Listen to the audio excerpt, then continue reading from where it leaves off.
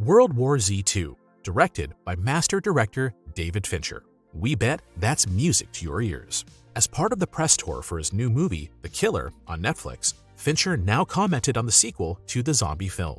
The action horror starring Brad Pitt grossed a whopping $540 million in 2013, but was hardly profitable due to the high costs. This made Fincher's planned sequel a risk and led to the project being called off for the time being.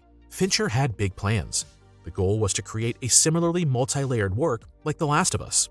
And in fact, according to the director, there would have been one or two parallels. Ultimately, he was glad that nothing came of the sequel, since the HBO series offered more basis for dealing with the topic. But Fincher also hinted that World War Z could still go ahead. A major point of criticism of Part 1 was that the action film had taken many liberties in adapting Mark Forster's extensive book, including a different ending. When asked if the intended sequel would have been a more faithful adaptation to the work, the director said, no. But there is some talk of doing that.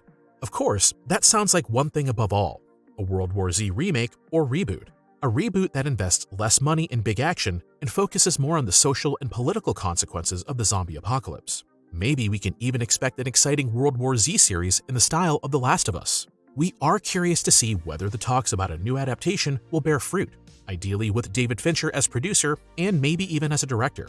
We'll keep you up to date, as always.